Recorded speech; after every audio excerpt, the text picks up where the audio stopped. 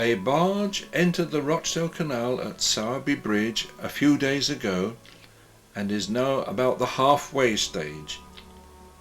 We're told it will take 2 years to complete the journey to the other end in Manchester.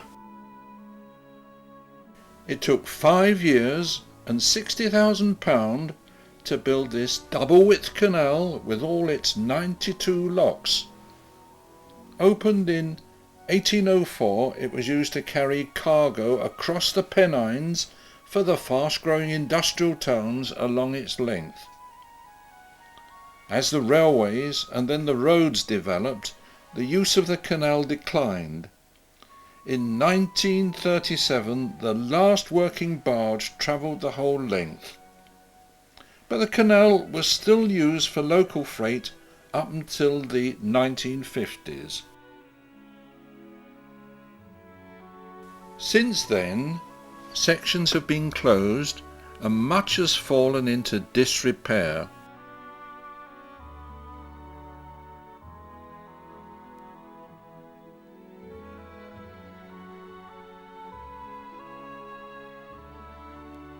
For many years, the Rochdale Canal Society has campaigned and started to restore sections of the canal. And now, with grants of £23 million, this should see the completion of the work. 14 million of this is being spent in the Rochdale Borough alone.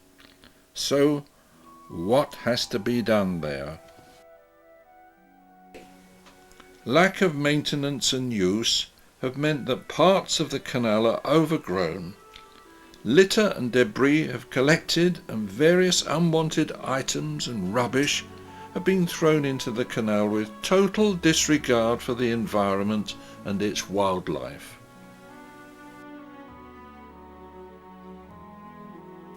Many sections are to be restored to full width and depth.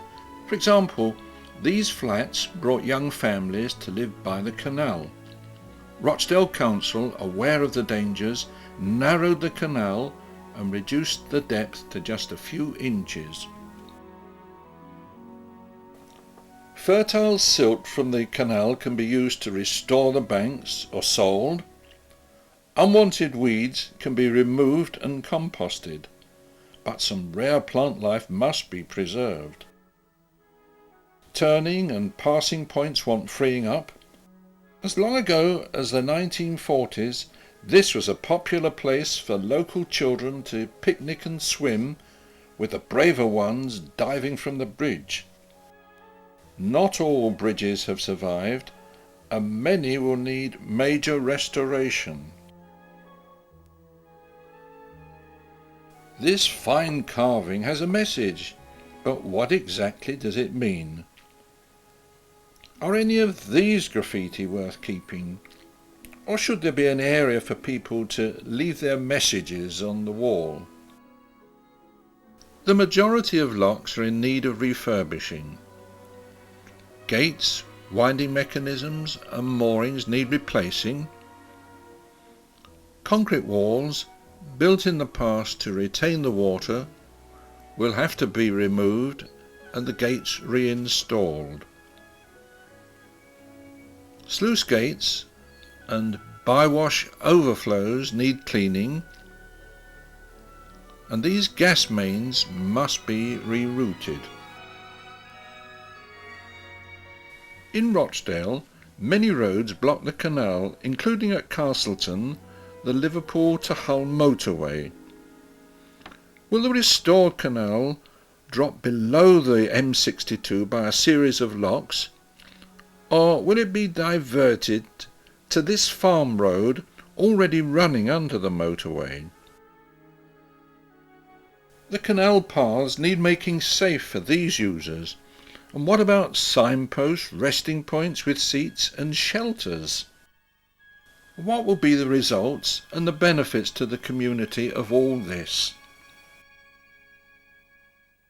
The canal once again will be fully navigable all the way from the Calder and Hebble navigation at Sowerby Bridge, 32 miles and 92 locks, to Manchester, to join the Ashton Canal and then the Bridgewater Canal, and so into the National Canal Network.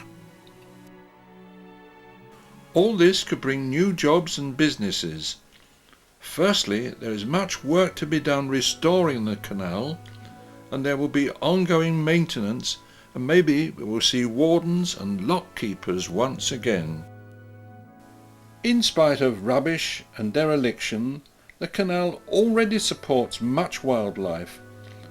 Hopefully, the restoration will encourage more species in and around the canal.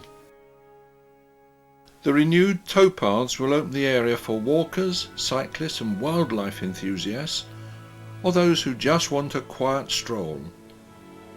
Will this in turn attract hotels, restaurants or holiday homes?